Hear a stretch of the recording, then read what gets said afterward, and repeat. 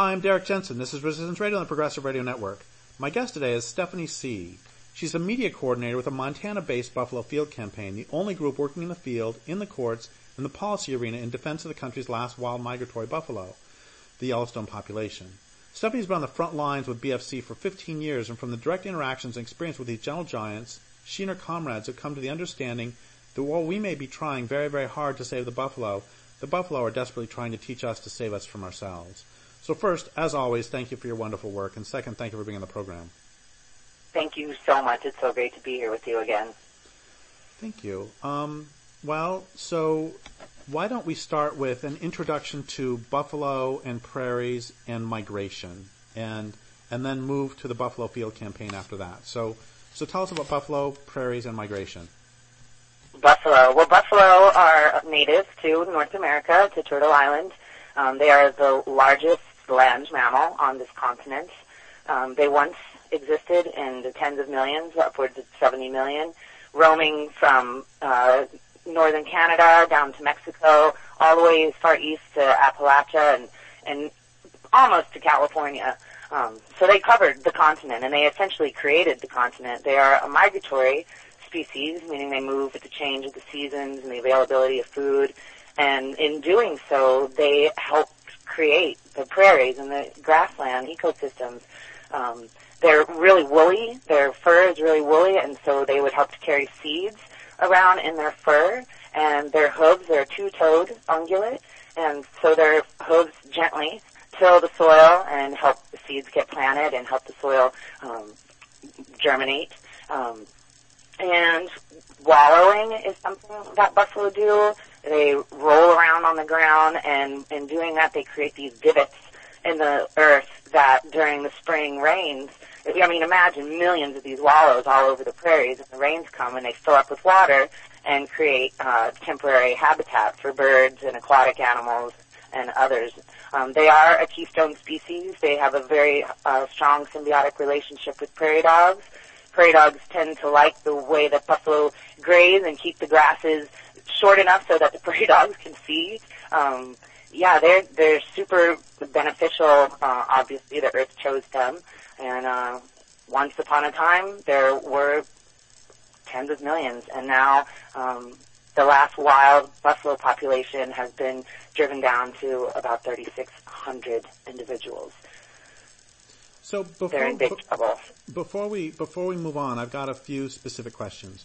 One of them is, I don't remember if I've ever asked you this before, that when we say migrate, did an individual bison, as a herd, would one bison move all the way from Yellowstone down to Texas, or would a buffalo who summered up in Montana maybe move down to Wyoming, and one who summered in Wyoming moved to Colorado?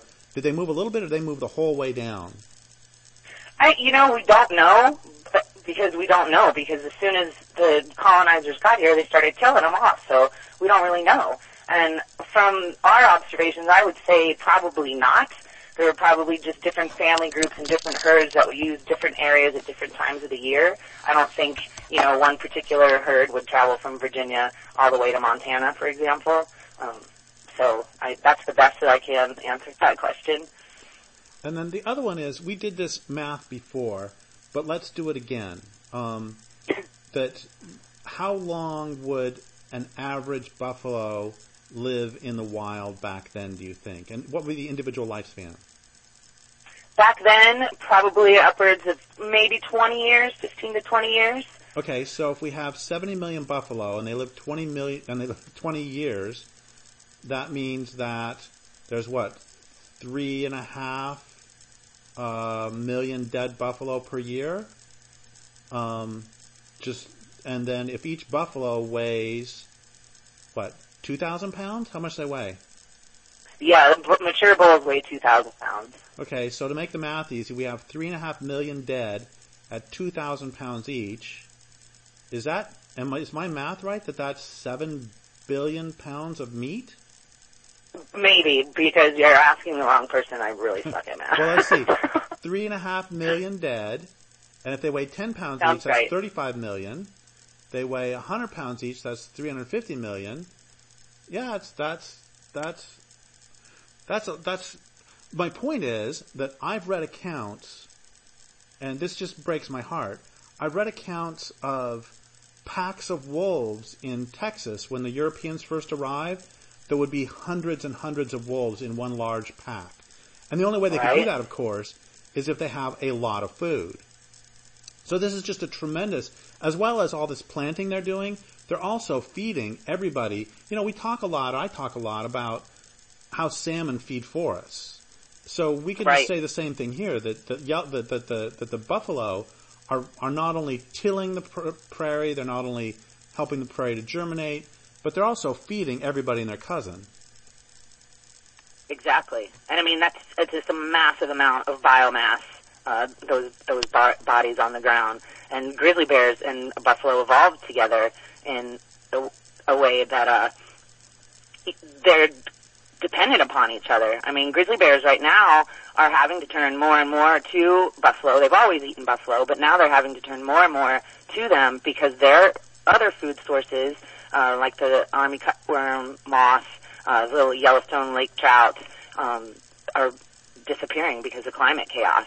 And so and we'll talk about this later, but with the buffalo slaughter that's taking place and grizzly bears being in an endangered status even though they lost protections, that biomass is being removed from the landscape, and that's further harming grizzly bears, and it's further harming wolves. And today, though, I mean, wolf packs aren't quite large enough. It takes a lot for a wolf to take down a buffalo. Sometimes they're successful, a lot of times they're not.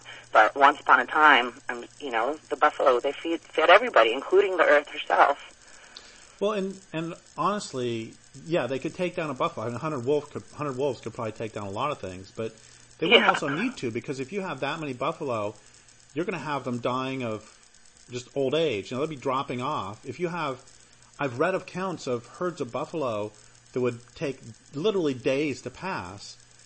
Okay, I'm going to back up a second. I was a beekeeper when I was in my 20s, and there might be 100,000 bees in the summer in a colony. And I got really freaked out my first year that I was doing bees because I saw all these dead bees all over the place until I did the math, and bees in the summer live about a month. So if you have 100,000 bees and they live a month, you're going to have 3,000 dead bees a day. Right. And it's the same with this. That if you have 70 million buffalo, you're going to have a lot of them are not going to be dying by overt predation. They're just going to be, having a heart attack or, just dying of old age. They'll be falling asleep and not waking up, and then the herd moves on, and everybody gets a treat. Exactly. So what a gift. Yeah, what a gift. So let's talk about just for a few minutes about the collapse of buffalo populations. I should say the extermination, not collapse, and then move to focus on Yellowstone. Yeah, I mean, I think a lot of people are familiar with the shameful history of the settler colonization of this continent, and when the U.S. Army was at war with the Indigenous people here, the buffalo cultures in particular, they targeted the buffalo because they wanted to ensure if they've killed their food source, if they're, not even just food source, the buffalo was everything, then they could more easily subjugate and harm the people and control them. And so as through an act of genocide, millions and millions of buffalo were killed within almost less than 10 years. I mean, they were killed over a course of a longer period than that. But when the Buffalo Wars really first started happening in the mid-1800s, it didn't take long for these buffalo hunters, the army, to nearly wipe them out. And they almost succeeded. And luckily, there were 23 individual buffalo, 23, who sought shelter in what is now Yellowstone National Park's Pelican Valley. And the irony is that they were later discovered by the U.S. Cavalry, who came in then to protect them because they realized the big mistake that they had made in nearly wiping out the buffalo. So, in part, Yellowstone National Park was created to protect these last remaining wild buffalo. And there were a couple of remnant, small little family groups, one in Montana and then one down in Texas, that were protected by a few different people who actually, they saw what was taking place. They saw the buffalo disappearing, and so they protected these little groups, and they ended up bringing them to Yellowstone. And so you ended up, the 23 individuals who saved themselves are has become the central buffalo population, the central herd, and then you have the northern herd, which was kind of supplemented by these others who were brought in. And today, the central herd is in extreme peril. There are fewer than, we don't even know how many there are. Last year, going into the season before Yellowstone started killing, there were about 847 buffalo left in the central herd, and 1,200 buffalo were killed this year. And the central herd is unique because they migrate both west into the Hedgen Basin in Montana and also north into the Gardner Basin in Montana. And so as that happens, they are doubly impacted by the management actions that are taking place on the edge of Yellowstone National Park. So let's talk about the migration and the modern killings. Okay. Actually, before we do that, let's talk about what was the history between the formation of Yellowstone Park and, let's say, the founding of Buffalo Field Campaign. What happened? What was going on with the buffalo, say, in the 1940s? With the That's Yellowstone a good buffalo? Question. I don't know, actually. I don't know. Okay. Well, I'll have to have you back for another interview where we talk about that. Okay. Okay. So, but to bring us up to the present, then, so the herd was protected. The two herds were protected in 100 and some years ago, and then Buffalo Field Campaign comes onto the picture. Why? Well, because as the population started to grow, so Yellowstone National Park, let's just back up a little bit, is located on a really high elevation plateau. Some of the land in there is about 8,000 feet. And even the lower elevation in Yellowstone is about 6,000 feet. So the winters are pretty intense, and the snow gets very, very deep. And while buffalo are well equipped to handle winters like that, and they can also, it's called cratering, where they use their huge heads that are supported by their humps to move the snow aside to get to the grass below. Sometimes it gets far too deep for them, and they have to leave. Just like everybody else who eats grass, they have to leave and seek lower elevation habitat. So when their migration routes take them through, again, west into the Hedgen Basin into Montana, and north into the Gardner Basin into Montana. And Montana currently is politically a very powerful cattle state. The livestock industry pretty much runs the show throughout the state. They're kind of a vocal minority. They act like they're the majority, but they have a lot of control over everything. And because buffalo are the native bovine, the cattlemen don't want to share the grass. They don't want to see the restoration of the buffalo. They don't want them coming into Montana. And so they have waged a war against them. It's a war that's continued. It's never really stopped. But now the wild buffalo are trying to make a comeback, and Montana's responding with killing, with the intense aid of Yellowstone National Park. So in 1996-97, there was a pretty intense winter. The snows got very, very deep, and then there was a warming period, and then it got cold again. And what happens to the snow then is that it can turn to concrete. And, I mean, literally sometimes you can even see buffalo walking on top of snow when the conditions are like that. And there is no way that they can crater through that. So they have to go to other places. And so a lot of buffalo migrated into Montana that particular winter, particularly in the Gardner Basin, and over 1,084 buffalo were killed by Montana and Yellowstone National Park because of that migration, and 1,000 more or so died from being winter killed, just being killed because the winter was so difficult. And Mike Meese, who you know, he's an activist, videographer, and he was working for an organization called Cold Mountain Cold Rivers and was aware of what was going on and had gone over to Gardner, gone over to Yellowstone, and was documenting what was happening, and was just like, very concerned and freaking out and knowing that something had to be done. And so he sent the footage that he was getting to various tribal leaders, and Lakota elder Rosalie Little Thunder responded, and she ended up coming out, and together they decided that there needed to be a presence on the ground to bear witness and to stand in defense of the buffalo and to let people know what was taking place there. And that's essentially why Buffalo Field Campaign formed. And by April 1997, we had found a place just outside of West Yellowstone, Montana, and that's where we've been based ever since. And that's kind of our job is to run daily field patrols, monitoring the buffalo's migration, and documenting all actions that are made against them, advocating for them in the courts, in the policy arena, in the field, using all the tools in the toolbox. So we are on the ground with the buffalo every day that they are migrating into Montana, and that typically, with the weather, tends to be around from November through May into June. And then by June, typically the buffalo, now that we have gained some year-round habitat and hazing has really diminished, we see that they naturally migrate back towards their summer habitat in Yellowstone for after their calves are strong and right before the rut season begins, when they have their big family reunions. So before we talk about what's going on sort of in the last year, there's another question I want to ask, which is that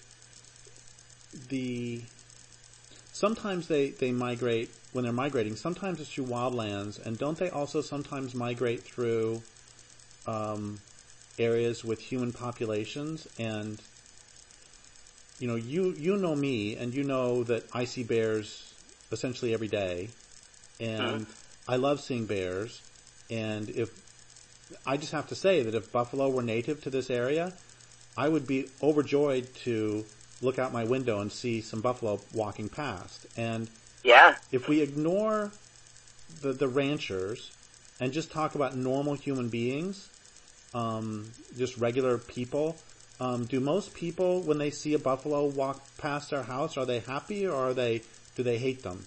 Or somewhere? Most people are stoked. They are super stoked, and it's why they ended up choosing to live where they do. And we have one incredible example out on a peninsula called Horse Butte, which is part of the Gallatin National Forest, public land, and part of it's private land, where there's a subdivision. Little acre lots, houses, subdivision. And this also happens to be part of the buffalo's winter range and calving grounds. And so either in the winter or in the spring, you can tend to have hundreds of buffalo out there.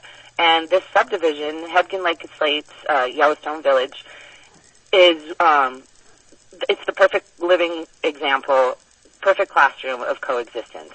People love the buffalo. They get so excited. They'll have buffalo bedded down in their yards. They'll have buffalo walking through the neighborhood. You'll see kids playing while there's buffalo, grazing and, 15 feet away. People out walking their dogs. Buffalo bedded down, grazing around yards. It's just amazing. And people love it. They get excited all the time when the buffalo arrive, and they get sad when they go. So that's the real world. You get all these crazy people out there who've never been around a buffalo or think they know everything and talk about how dangerous they are and how you can't live with them and they're not like other animals. It's like, well, no, they're not like others. They're buffalo. And so you learn how to live with them as who they are. And even in this neighborhood, if there are issues, which there's never been any kind of dangerous issue, but say, buffalo get really itchy in the springtime because they have all that thick wool and it's starting to get hot and they shed. And they like to rub on trees or rocks or anything that they can find. And, some people don't want buffalo rubbing on their trees. So what do? They put a fence around their tree.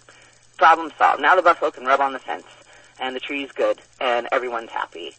So it's like, when will the human understand that, just because there's a large bovine that's walking through your front yard, it doesn't mean it's a problem. It means that you have an opportunity to learn how to live with this other being who was here long before you. It's, for the human to change, and yet the humans are always trying to make everybody else change to suit them. But anyway, so yeah, Horse Butte has an incredible example of buffalo-friendly habitat in a place that is pretty well populated by people, by humans.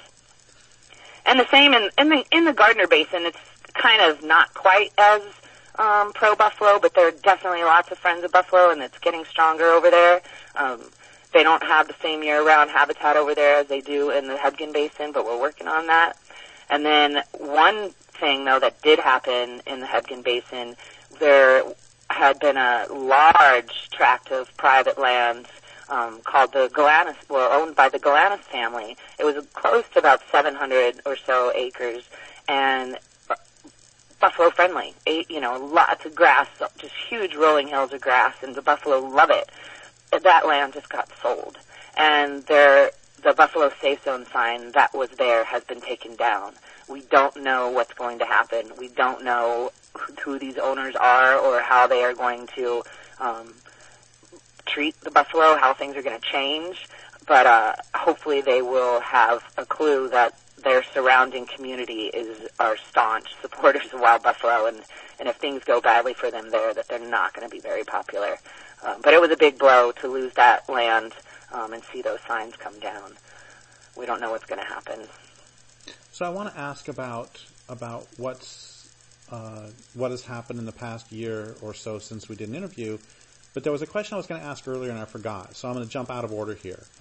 And I don't know that you'll know the answer to this, but you talked about buffalo cropping land or cropping the grasses down such that the prairie dogs like that they eat them short.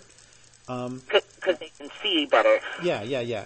And the question I have is, so what is the relationship between buffalo and tallgrass prairie where there were grasses that were like 7 feet tall? Is that because the buffalo might migrate through only once every 5 years or something? Or how do we have them eating it down to a couple inches, and then also the existence of grasses that are 7 feet tall? That's another really good question, and I don't know the answer to it. So there's a little bit more research to be done. But and I don't want to actually even speculate or make things up. But maybe the tallgrass prairie. I don't know. I'm not even going to go there because I don't know enough to answer that question. Well, I'm a guy, which means that I get to just make shit up. And okay, go ahead. And so what I'm going to say, and once again, this is pure, I'm just completely talking out of my behind, but I think it's because the buffalo would alter their migration path every year such that, and when they have the whole prairie to work with, such that they might only go through an area for once every 5 years, once every 10 years. But I'm making that up. Yeah, I mean, that's possible. And again, it's like maybe somebody knows, but how could we possibly know what they really did? Because that memory is lost because they were killed as soon as contact was made, and the people who knew them, who lived with them, who were their relatives, those memories are lost. Well, this makes me think of two things. One is I interviewed Vine Deloria back in the late 90s, and one of the things that he said to me, he was a Dakota man. One of the things he said to me was that it was, at that time, a very critical time for the Dakota people, because the last people were now old who had ever spoken with the last of the Dakota people who were born free, were dying. So basically people who had been alive in 1870 were dying in 1935, and they had a little bit of an overlap with the people who were dying in 2000. So it's the last people who had direct contact with those who were never conquered. Right. And that's one thing I want to mention. The other thing I want to mention is that my mother is 86, and she often tells me about her stories about her grandmother, who grew up on the prairie in Nebraska. And I don't know if I ever told you the story that when my mother's grandmother was a little girl, she would get scared every time there was a lightning storm because there were so many buffalo around that she was afraid that the buffalo would stampede and run over their sod house. And yeah, I remember you telling that. How beautiful is it that you have a little girl, and it never happened, of course, but there were enough buffalo to worry about that. I know. That just brings tears to my eyes. And that's, my mother's 86, and she spoke with her grandmother, and she is the last person of that generation who spoke with her grandmother, who knew the same as Vine Deloria, who knew free bison, who knew free buffalo. Right? Buffalo who'd never been conquered. Amazing. Okay, so now let's go back to the present where we don't have so many buffalo, or there aren't so many buffalo, and before we talk about what's happened in the past year, can you talk a little bit about the so-called hunt? Well, yeah, I mean, it's more than that, what's going on. So I spoke a little bit about Montana's intolerance, the cattle industry's intolerance. Let me just put it this way. The Montanans at large, the general population, around 80% support wild migratory buffalo. I just want to put that out there. It's the livestock industry in Montana that's driving all of this madness. So when that migration happened and all those buffalo were killed,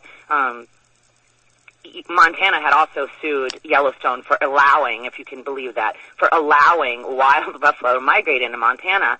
And throughout the court process, they ended up having to come up with a compromise, a plan, which became the Interagency Bison Management Plan, which was crafted largely by cattle interests. It serves no beneficial purpose for wild buffalo whatsoever. It's a state, federal, and tribal plan. And so under that plan, buffalo may be captured for slaughter and shipped to slaughter. Buffalo may be shot when they leave Yellowstone's boundary today by hunters. It used to be by the Department of Livestock. They may be rounded up and captured for quarantine, which is a domestication process that basically turns buffalo into livestock. And so, yeah, there's a lot going on. And the trap that exists today, that is in use today, is in the Gardner Basin inside Yellowstone National Park, run by Yellowstone National Park. It's the Stevens Creek buffalo trap. And while there is excessive hunting that takes place on Yellowstone's north and west boundaries, especially the north boundary, the trap has killed more buffalo than any hunting that has taken place. And Yellowstone has the most buffalo blood on their hands than any agency now. And even the Montana Department of Livestock. The Montana Department of Livestock doesn't even really participate much anymore because they've got Yellowstone doing all of their dirty work and Yellowstone going about it like it's business as usual while they wear buffalo on their badges. And the point of a park, by the way, let's just be explicit, one of the points of a park is the preservation of wildlife, supposedly. And one of the mission statements is to preserve, and I hate to use this word, resources, to preserve unimpaired. So that's not working. Yellowstone's not doing that. They are systematically destroying these last wild buffalo. And I'm not going to speak to it because you had such an awesome interview with BFC's Habitat Coordinator Daryl Geist about the central herd, but the central herd, just briefly, is in such dire straits that going into this winter, and I mentioned that the central herd migrates both north and west, Yellowstone National Park said that they recommended there be no hunting on the west side because it's exclusively the central herd members who migrate in that direction. Yet, they went ahead and captured for slaughter hundreds of buffalo, not even knowing which herd they came from, when they migrated into the Gardner Basin. So Yellowstone was saying, hey, this population is in big trouble. Why don't you hunters take the conservation burden, and meanwhile, we'll just round them up and kill them like it's business as usual, no big deal. And so now we don't even know how many buffalo remain in the central herd, because we do know hundreds were killed on the west side, and those were all from the central herd, and then hundreds and hundreds more were killed on the north side, and many of those were also from the central herd. So, tell me more about what has happened. Some of the bring people up to date since our last interview on some of the things that have happened, newsworthy things that have happened regarding the the Yellowstone buffalo in the past year? Okay. Can I start with one piece of good news? Please. Okay, we'll have some good news. And we are petitioning the U.S. Fish and Wildlife Service to list the Yellowstone population as threatened or endangered under the Endangered Species Act. We filed that petition in 2014. The U.S. Fish and Wildlife Service ended up issuing a negative finding, meaning saying that they didn't warrant protection. However, in that finding, they didn't use all the best available science as they are required to do, and so we sued them because of that decision. And in January, we had our day in court. Washington, D.C., a federal judge ruled in our favor, saying yes, the U.S. Fish and Wildlife Service picked and chose the science they wanted to use. That's not how this works. There's plenty of evidence here that suggests that they do warrant protection, and so he ruled that that finding would not stand. And then the U.S. Fish and Wildlife Service threatened to appeal that finding, and they withdrew that appeal just recently. So now they have to go back to the drawing board. They have 90 days to issue another finding. So we won round one of this very long battle for Endangered Species Act protection for the last wild buffalo. And what is so the there's some good. What is the Fish and Wildlife argument primarily? They think that there's enough buffalo, and they think that because there's so many buffalo on other public lands throughout the country, which are all, for the most part, managed as livestock, they think everything's fine. I mean, this country, their so-called greatest conservation success story is turning buffalo into livestock. That's what they think. That's what they think has been so successful. Oh, we saved the species. We turned them into livestock.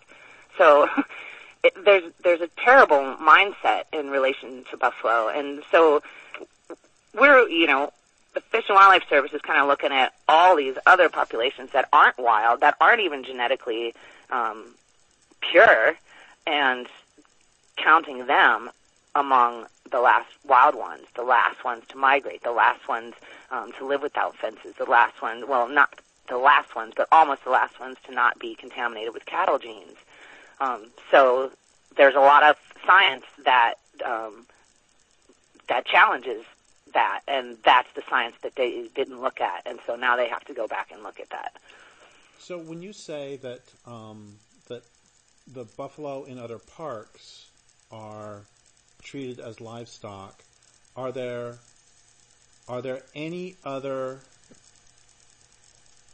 I'm hemming and hawing around because even the buffalo in Yellowstone are not, quote, allowed to migrate at will. So are there any other herds of buffalo anywhere in the country who are even remotely allowed to migrate, or are they basically all fenced in? I don't know the answer to this at all. Well, most of them are fenced in. I'm not sure about the buffalo who were reintroduced up in Alaska. I'm not sure about those guys. There is the Henry Mountain herd down in Utah, and I don't know enough about them, but they don't have physical fences around them, but they are kind of geographically isolated. They're kind of in a place where they can't really migrate. They were put there. They came from Yellowstone. They were put there. But for the most part, the 500,000 so-called, the more beefalo in this country, live behind fences. They're raised as livestock. They're privately owned, or the public herds who are managed, they're culled every year. I mean, so are the Yellowstone buffalo, but these are more seriously livestock management paradigms where they don't have as much land, they don't have the opportunity to migrate, and it's, ranching style operations for the most part. Is there, I know back in the 80s and 90s, the Buffalo Commons notion was really floated. Has that gained any traction whatsoever? No, it hasn't. There's another effort that's going on. People are still talking about it, but nothing's really happened there. Oh, can but you explain what it is very briefly? What was that? I just threw that term out, and listeners may not know. Can you explain the Buffalo Commons in, 4 sentences? Yeah, it was basically all these ranches and farms that were kind of being abandoned and turning the land back over to the buffalo. And it was huge chunks of land, like vast, millions of acres. And it would have, it would have been great, but nothing much has happened. But now there is another effort in northern Montana, the American Prairie Reserve, who they are buying up big ranches. And it's all willing stuff, but all these ranchers are having a fit over it, and they're taking down the fences and turning the land back over to buffalo. The buffalo are still fenced in, but as they acquired land, they're taking down the fences in between. Unfortunately, the buffalo that they have there are managed as alternative livestock, with the Department of Livestock having authority over them, as the Yellowstone buffalo also have.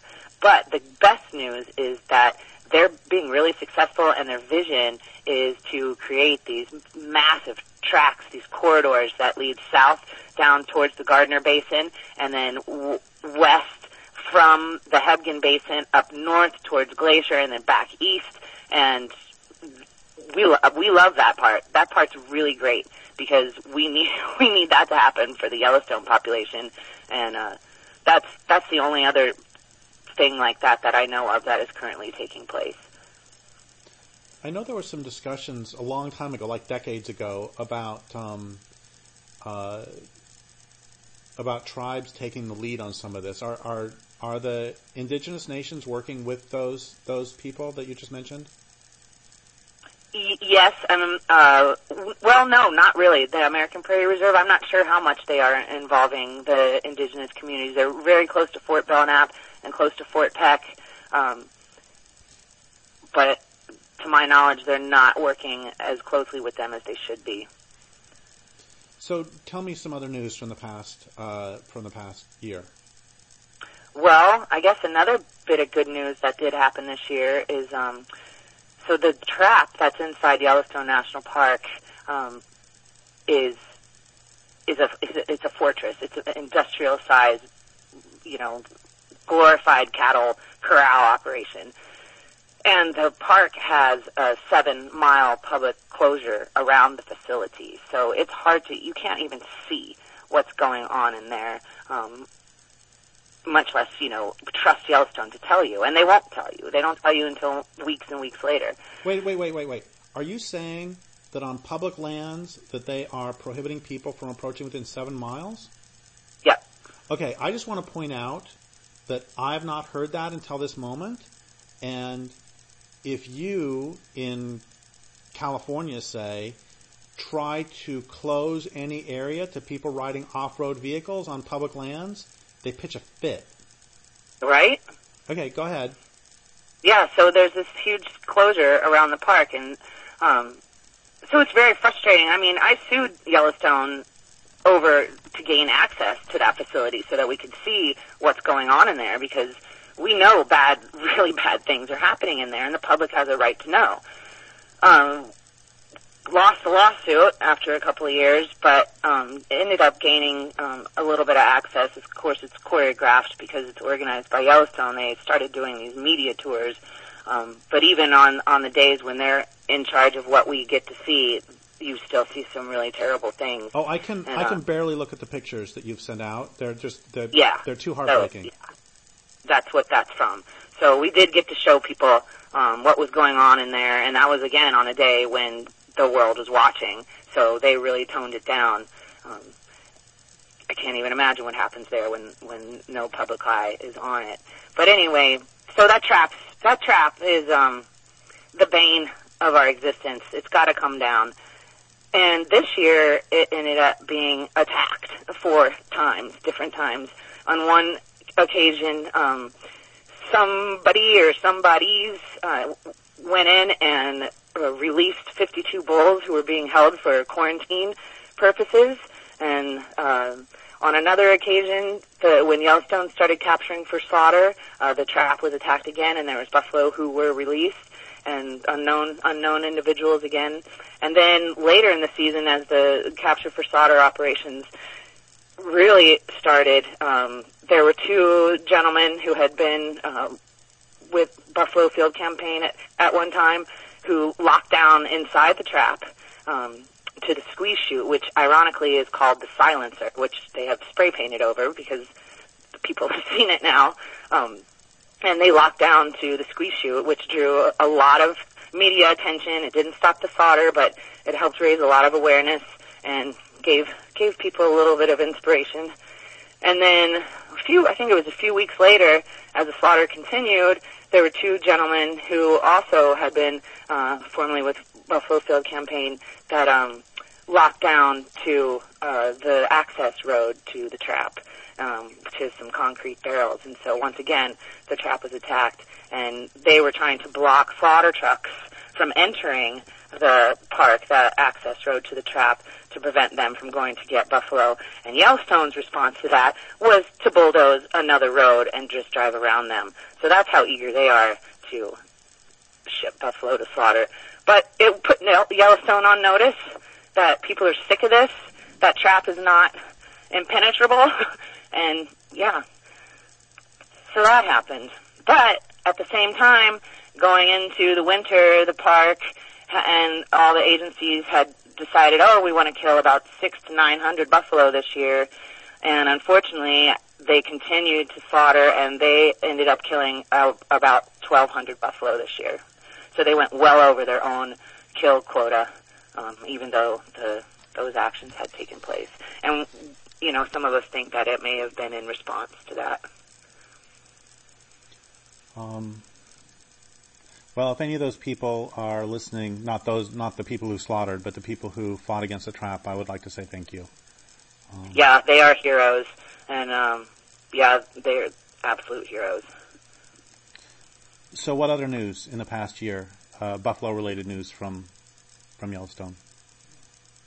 Well, we have had yet another quiet, wonderful spring with the buffalo over in the Hebgen Basin, because I talked about it before, the year-round habitat that we've gained. It's just been amazing that when buffalo are coming for spring migration, coming out to Horse Butte and the surrounding lands to have their babies, that we're not just on guard waiting for the Department of Livestock and the other agencies to show up to harass them. They just get to be buffalo. I mean, it's been, we've had just, two years, I think, full on of little calves being able to just be born and do their thing and get strong and move around like they need to, like they want to. Moms taking their time, just peace, tranquility, being buffalo. And it's, we've been chasing down agents for so many years, it's still a little hard to get used to, and we're having to remind ourselves to celebrate and that this is really real and the boogeyman's not coming around the corner anytime soon. So that's been something that's exciting, and for those of us who have been around for a long time, we still can't believe it. The sad part of so go ahead. I was just going to say, people might not know, people who didn't hear the previous interview might not know what hazing was. Oh, hazing is it's a abusive, brutal behavior that forces an individual or a family or group of buffalo, in this case, off of the ground that they choose to be on. And hazing buffalo, they used to use helicopters, they used to use snowmobiles, ATVs, crazy cowboys on horseback, law enforcement to protect all those guys while they're doing this terrible job, and pushing buffalo during the height of calving season. Pregnant moms who are just about to give birth, baby buffalo who've just been born, still wet, still wobbly on their legs, and pushing them for miles and miles and miles and miles off of their chosen ground and into Yellowstone out of Montana. And, I mean, it would take place day after day, week after week, because the buffalo would return. They know where they want to be, and they're going to return, and they do. But we would see so many injuries, moms and babies being separated, stillbirths because of the stress, and just, fatalities even. And now it's quiet out there. For the most part. There's still some land where the buffalo aren't allowed to be, and we're working on that.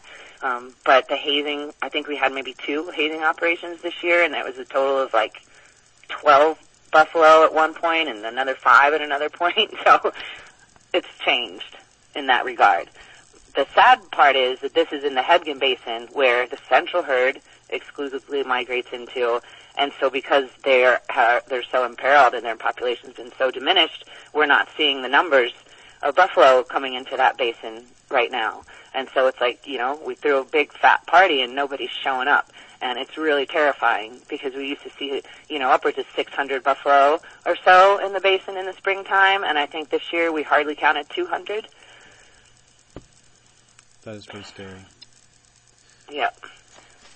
So we have about 5 minutes left, and oh wow, that went by really fast. So can you?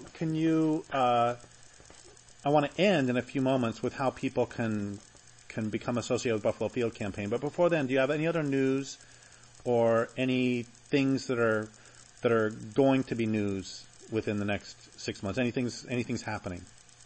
Oh, yeah, I wanted to talk about the Zinke thing real quick. Mike wanted me to mention that. So Dan Wink, who is the superintendent of Yellowstone, he's got buffalo blood all over his hands. We have been in a battle with him for a long time, just like every other superintendent of Yellowstone for the past 30 years.